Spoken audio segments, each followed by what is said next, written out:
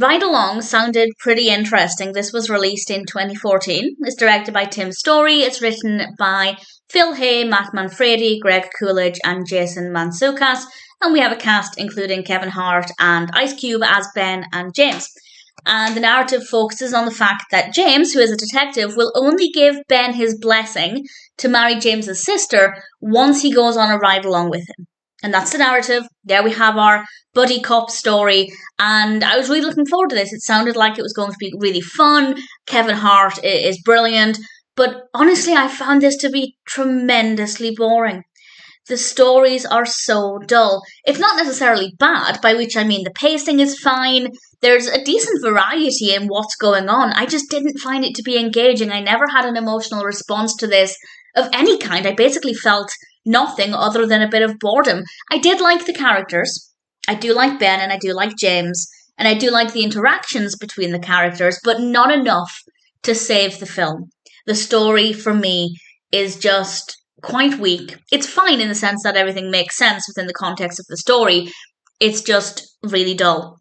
Visually, though, it's quite strong. The camera work's good, the lighting's good, the performances are good. As I said, I do like the characters, and I guess I liked watching the characters, but again, not enough to save the film for me. I just came away from it feeling really disappointed because it seemed like it was going to be a really fun experience, a very straightforward concept. Go on a ride along with me before I let you marry my sister.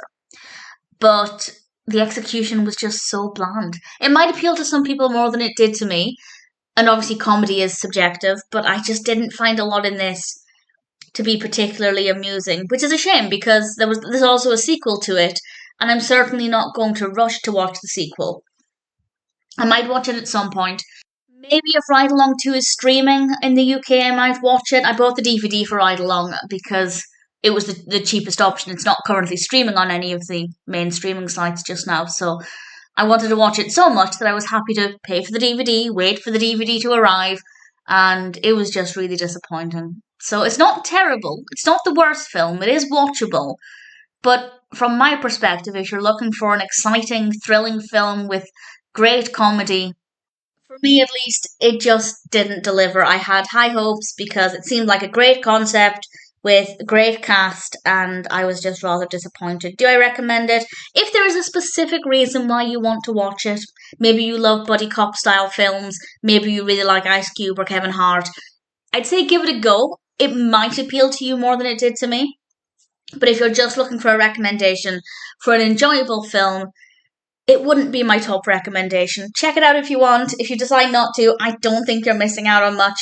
Maybe I'll watch the sequel eventually, maybe. But for now, I didn't love Ride Along. And unless there's a specific reason why you want to watch it, I don't really recommend it.